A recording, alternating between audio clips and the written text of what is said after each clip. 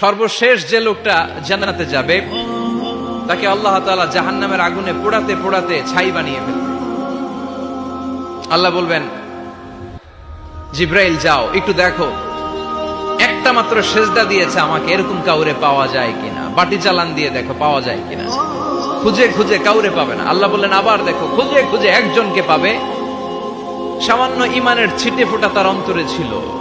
আল্লাহ বলবেন, যেহেতু ছিটে ফোঁটা আছে, অনেক মায়ের খাইছে, ওকে বের করে জাহান্নাম থেকে বের করে একটা নির্ধারিত দূরত্বে রেখে দাও। রেখে দেয়া হবে, কিন্তু জাহান্নামের আগুনের লেলিহান শিখাতে তার গা ঝলসে যাবে। সে আল্লাহর ডেকে বলবে, মাবুদ তোমার কাছে আমি কিছু চাই না, জাহান্নাম থেকে তুমি আমাকে বের করেছো, জীবন নদীর পানি তুমি আমার গায়ের মধ্যে ঢেলে দিয়েছো, আমি আবার সজীবতা ফিরে পেয়েছি। আমি তোমার কাছে জান্নাত চাই না, শুধু নিরাপদ একটা দূরত্বে আমাকে রেখে আসো, যাতে জাহান্নামের আগুন আমারে কষ্ট দিতে না পারে। আল্লাহ, আমি কিন্তু তোমার কাছে জান্নাত চাই না। কি চাই না? জান্নাত চাই না, কিন্তু জাহান্নামের আগুন আমারে কষ্ট দিচ্ছে, এতটা দূরত্বে রাখো যাতে জাহান্নামের আগুন আমার গায়ে না লাগে। আল্লাহ বললেন, ওকে রাখবো, কিন্তু আমার সাথে একটা কন্ট্রাক্টে যেতে হবে, যে এটা তোমাকে দিলে তুমি আর নতুন করে কিছু চাবা না। সে বলবে আমি রাজি, কন্ট্রাক্ট হয়ে যাবে। আল্লাহ জিব্রাইলকে বলবেন, যাও এমন দূরত্বে রাখো যাতে জাহান্নামের আগুন ওরে কষ্ট না দেয়। রেখে আসা হবে, অনেক দিন সে ওখানে আনন্দে থাকবে, আল্লাহ শুকরিয়া করবে। সে মনে মনে বলবে, বেঁচে গিয়েছি, আমি বেঁচে গিয়েছি, জীবনে আর কিছু চাই না, জাহান্নাম থেকে আমি বেঁচে গিয়েছি।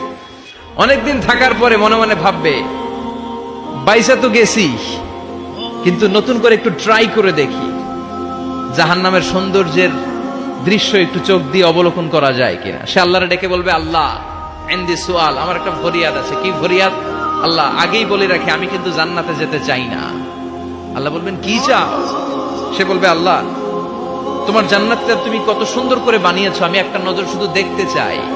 জান্নাতের দরজার সামনে নিয়ে যদি আমারে বসিয়ে রাখো, দ্যাটস ইনাফ, আর কিছু চাই না, শুধু জান্নাতের দরজার সামনে। আল্লাহ বললেন, তুই না ওয়াদা করেছিস, তুই না চুক্তি করেছিস। সে বলবে, আল্লাহ আমারে হতভাগা বানাইয়া তোমার কি লাভ? সুবহানাল্লাহ পড়েন। আমারে তুমি হতভাগা বানিও না। আল্লাহ বলে, ঠিক আছে, আবার সিগনেচার কর যে জান্নাতের দরজার সামনে বসিয়ে দিলে আর কিছু চাবি না। সে সিগনেচার করে বলে, আমি চাবো না। আল্লাহ বললেন, জিব্রাইল বেচারারে ধরে জান্নাতের গেটের সামনে বসায় দে। এবার জান্নাতের গেটের সামনে বসে বসে জান্নাতের সৌন্দর্য দেখা শুরু করবে। সুবহানাল্লাহ। এমন সৌন্দর্য যেটা চোখ দিয়ে কেউ দেখে নাই, কান দিয়ে শোনে নাই। ওই সৌন্দর্য চোখে দেখে, কান দিয়ে আওয়াজ শুনে, মাগার ভোগ করতে পারে না। অন্তরে জ্বালা আছে না নাই? এয়ার কন্ডিশনের রুমে ঢুকতে না পারলেও, এয়ার কন্ডিশনের রুমের দরজার বাইরে দাঁড়ালো, এয়ার কন্ডিশনের রুমের একটা ঠান্ডা বাতাস গায়ে লাগে না? কথা বলেন তো। ও যখন জান্নাতের দরজার সামনে দাঁড়াবে, ওর গায়েও এরকম জান্নাতের ঠান্ডা বাতাসের হিমেল ছোঁয়া গাটাকে শীতল করে দিবে।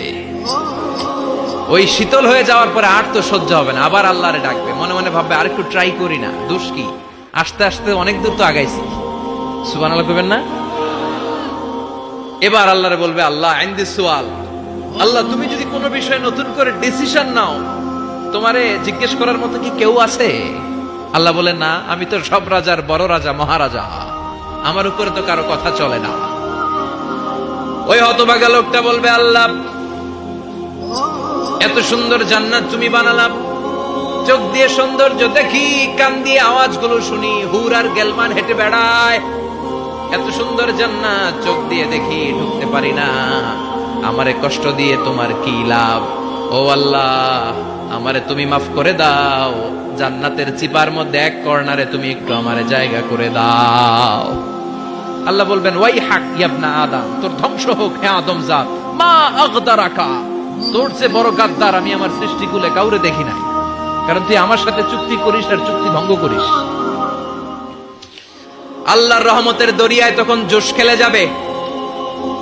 ওর আকুতি মিনতি চাহনি আল্লাহর রহমতের দরিয়ার মধ্যে জোশ লাগিয়ে দিবে। আল্লাহর দয়া হয়ে যাবে, মায়া হয়ে যাবে। আল্লাহ বলবেন, ঠিক আছে, জান্নাতে যা। লোকটা এবার এক দৌড়ে জান্নাতের ভিতরে ঢুকে যাবে। লোকটার দৌড় দেখে আবার লোকটারে আল্লাহ ডেকে বলবে, একটু দাঁড়া, একটু দাঁড়া, জান্নাত তো দিছি, তো দৌড় দিলি কেন? সুবহানাল্লাহ কইবেন না?